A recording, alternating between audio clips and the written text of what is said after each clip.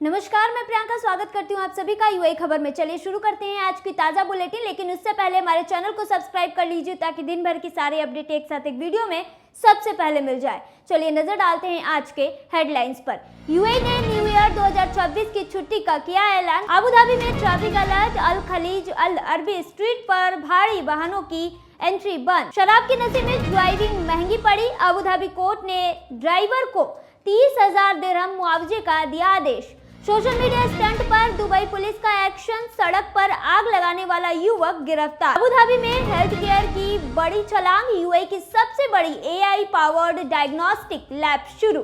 और जानेंगे क्या है आज के रियाल रेट, क्या है आज के गोल्ड रेट और क्या है आज के दिरहम रेट। चलिए खबरों को विस्तार से समझते हैं। यूएई ने न्यू ईयर 2026 की छुट्टी का किया ऐलान। यूएई ने बता दें कि मानव संसाधन और अमीरातकरण मंत्रालय ने घोषणा की है कि 1 जनवरी 2026 को देश में निजी क्षेत्र के सभी कर्मचारियों के लिए आधिकारिक छुट्टी रहेगी। बता दें कि यह अवकाश सरकार और निजी क्षेत्र दोनों के लिए तय की गई आधिकारिक छुट्टियों को लेकर यूएई कैबिनेट के फैसले के तहत घोषित किया गया है। चूंकि नए साल का पहला दिन गुरुवार को पड़ रहा है, इसलिए दफ्तर शुक्रवार 2 जनवरी 2026 से दोबारा खुलेंगे। वहीं दूसरी ओर federal authority for government human resources ने गुरुवार को घोषणा की है कि न्यू ईयर डे 2026 को संघीय सरकारी कर्मचारी के लिए भी अवकाश रहेगा।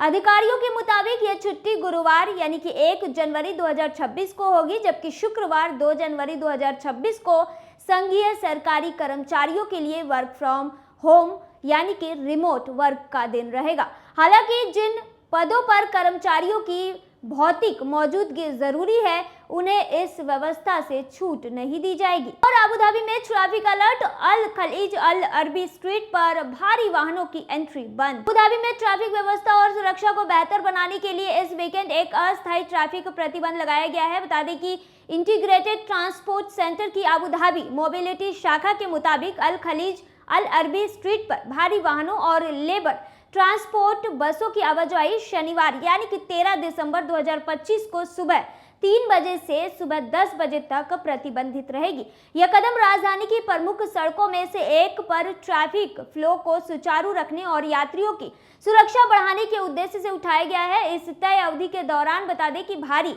मालवाहक वाहनों और मजदूरों को ले जाने वाली बसों को निर्धारित मार्ग पर प्रवेश करने या वहां से गुजरने की अनुमति नहीं होगी। अबू धाबी मोबिलिटी ने एक बयान में ड्राइवरों से अपील की है कि वे इस प्रतिबंध का पालन करें और वैकल्पिक रास्तों का इस्तेमाल करें ताकि ट्रैफिक सुचारू बना रहे और सड़क पर चलने वाले सभी लोगों को कम से कम परेशानी हो। अथॉरिटी ने कहा है कि यह व्यवस्था पूरी तरह अस्थायी है और सुबह के शुरुआती समय में ट्रैफिक मैनेजमेंट को बेहतर बनाने के लिए लागू की गई है। इस तय अवधि के दौरान भारी मालवाहक वाहनों और मजदूरों को ले जाने वाली बसों को निर्धारित मार्ग पर प्रवेश करने या वहां से गुजरने की अनुमति नहीं होगी। बता दें कि अबू धाबी मोबिलिटी ने एक बयान में ड्राइवरों से अपील की है कि इस प्रतिबंध का ईमानदारी से पालन करें और वैकल्पिक रास्तों का इस्तेमाल करें ताकि ट्रैफिक सुचारू बना रहे और सड़क पर चलने वाले सभी लोगों को कम से कम परेशानी हो। अथॉरिटी ने साफ किया है कि यह व्यवस्था पूरी तरह से अस्थायी है और सुबह के शुरुआती समय में ट्रैफिक मैनेजमेंट को बेहतर बनाने के लिए लागू की गई है। बढ़ते हैं चौथे खबर की ओर। शराब के नशे में ड्राइविंग महंगी पड़ी। अबू धाबी कोर्ट ने ड्राइवर को 30,000 दिरहम मुआवजे का दिया आदेश। अबू धाबी की एक सिविल कोर्ट ने शराब के नशे में गाड़ी चलाने वाले ड्राइवर को बड़ा झटका दिया है। बता दें कि कोर्ट ने आदेश दिया है कि आरोपी ड्राइवर को एक डिलीवरी राइडर को 30,000 दिरहम मुआवजा देना होगा। यह हादसा उस समय हुआ जब ड्राइवर नशे की हालत में वाहन चला रहा था और उसने राइडर को टक्कर मार दी। इस दुर्घटना में राइडर को शारीरिक चोटें आई और साथ ही उसे आर्थिक नुकसान भी झेलना पड़ा। कोर्ट ने माना है कि आरोपी को लापरवाही की वजह से यह हादसा हुआ है और पीड़ित को नुकसान की भरपाई मिलनी चाहिए। अबू धाबी फैमिली सिविल और एडमिनिस्ट्रेटिव केसेस कोर्ट ने अपने फैसले में कहा है कि आरोपी ड्राइवर को, डिलीवरी राइडर को आर्थिक नुकसान और मानसिक पीड़ा दोनों के लिए मुआवजा देना होगा। कोर्ट ने बताया है कि ड्राइवर को इससे पहले ही क्रिमिनल कोर्ट में दोषी ठहराया जा चुका है, जहां पर उस पर 20,000 दिरहम का जुर्माना लगाया गया था। वहीं बता दें कि उसका ड्राइविंग लाइसेंस 1 साल के लिए निलंबित कर दिया गया था। साथ ही आपको ये भी बता दें कि इमारात अल यौम के मुताबिक हादसे के समय पीड़ित मोटरसाइकिल चला रहा था, तभी शराब के नशे में वाहन चला रहे ड्राइवर ने उसे टक्कर मार दी। इस दुर्घटना में उसके लिगामेंट फट गए, बाइक को नुकसान पहुंचा और वह पूरी तरह कमाई से वंचित हो गया। पीड़ित ने बताया है कि इलाज के चलते उसे मेडिकल खर्च भी उठाने पड़े, जबकि हादसे के बाद वह मानसिक तनाव और मनोवैज्ञानिक परेशानी से भी जूझता रहा। डिलीवरी वर्कर ने इस मामले में ड्राइवर और उसके इंश्योरेंस कंपनी के खिलाफ सिविल मुकदमा दायर किया है। पीड़ित ने कोर्ट से 1 लाख दिरहम हर्जाना, उस पर 5% सालाना ब्याज और फैसले को तुरंत लागू करने की मांग की है। वहीं इंश्योरेंस कंपनी ने भी कोर्ट में अलग अलग दावा दायर करते हुए कहा कि अगर उसे पीड़ित को किसी भी तरह की राशि चुकानी पड़ती है तो उसकी पूरी आर्थिक जिम्मेदारी ड्राइवर पर तय की जाए। कोर्ट ने अपने आदेश में कहा है कि क्रिमिनल कोर्ट का फैसला पहले ही ड्राइवर की जिम्मेदारी तय कर चुका है। जांच में यह पुष्टि हो चुकी है कि आरोपी यूआई के ट्रैफिक कानून का उल्लंघन करते हुए शराब के नशे में वाहन चला रहा था और उसी की लापरवाही के कारण यह हादसा हुआ है। बढ़ते हैं 5वें खबर की ओर। सोशल मीडिया स्टंट पर दुबई पुलिस का एक्शन, सड़क पर आग लगाने वाला युवक गिरफ्तार। सोशल मीडिया पर स्टंट दिखाने के लिए सार्वजनिक सड़कों पर आग लगाने की हरकत बर्दाश्त नहीं की जाएगी। दुबई पुलिस के एक वरिष्ठ अधिकारी ने यह चेतावनी उस मामले के बाद दी है जिसमें एक युवक को अपने जन्मदिन का जश्न मनाने के लिए अत्यधिक ज्वलनशील पदार्थ डालकर सड़क में आग लगाने के आरोप में गिरफ्तार किया गया। बता दें कि दुबई पुलिस के ट्रैफिक विभाग के महानिदेशक ब्रिगेडियर जुमा सलीम बिन सुबैदार ने कहा है कि सार्वजनिक सड़कों को खतरनाक स्टंट का मंच बनाना, खासकर सोशल मीडिया पर व्यूज के लिए वीडियो बनाना, एक गंभीर और पूरी तरह से अस्वीकार्य व्यवहार है। उन्होंने चेतावनी दी है कि ऐसी हरकतें समुदाय और सड़क पर चलने वाले सभी लोगों की सुरक्षा के लिए बड़ा खतरा पैदा करती है। दुबई पुलिस के मुताबिक सोशल मीडिया पर घटना का ये वीडियो वायरल होते ही एनफोर्समेंट टीमों ने युवक की पहचान कर ली है। इसके बाद उसे तलब किया गया, उसके खिलाफ कानूनी कार्रवाई की गई और उसका वाहन जब्त कर लिया गया। पुलिस ने कहा है कि युवक को अपनी हरकतों से जुड़े सभी उल्लंघनों और नुकसान के लिए पूरी तरह जवाबदेह ठहराया जाएगा। ब्रिगेडियर जुमा सलीम बिन सुबैदार ने कहा है कि यह स्टंट ट्रैफिक कानूनों का सीधा उल्लंघन है और ऐसी लापरवाह हरकत का उदाहरण है जो लोगों की जान और संपत्ति दोनों के लिए खतरा बनती है। उन्होंने कहा कि सार्वजनिक सड़क पर आग लगाना न सिर्फ